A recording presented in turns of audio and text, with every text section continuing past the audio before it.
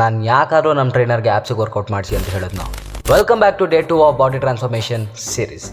ಇವತ್ತು ಬೆಳಗ್ಗೆ ಎದ್ದು ಬ್ರೀತಿಂಗ್ ಎಕ್ಸಸೈಸ್ ಮುಗಿಸ್ಕೊಂಡು ನಮ್ಮ ಹುಲಿನ ಮಾತಾಡಿಸ್ಕೊಂಡು ಅವನಿಗೆ ಮೇವಾಕಾದ್ಮೇಲೆ ನಾನು ಫ್ರೆಶ್ ಅಪ್ ಆಗಿ ಖಾಲಿ ಹೋಟೆಲ್ ಬಿಸಿನೀರು ಕುಡಿದು ಜಿಮ್ಗೆ ಹೋಗೋಣ ಅಂತ ರೆಡಿ ಆದೆ.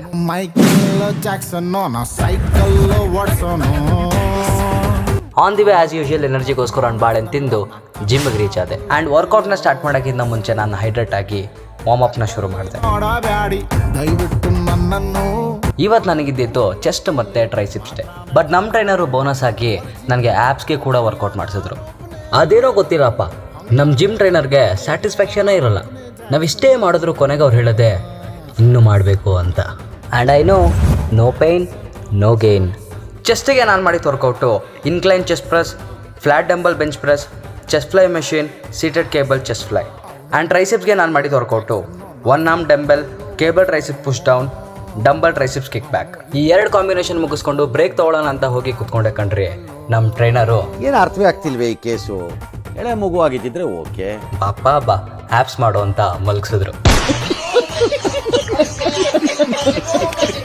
ನಾನು ಸರಿ ಜೋಶಲ್ಲಿ ಮಾಡೋಣ ಅಂತ ಸ್ಟಾರ್ಟ್ ಮಾಡಿದೆ. ನೋಡಿ ಮಾಡ್ತಾ ಕೊಡ್ತು ಎಫೆಕ್ಟು.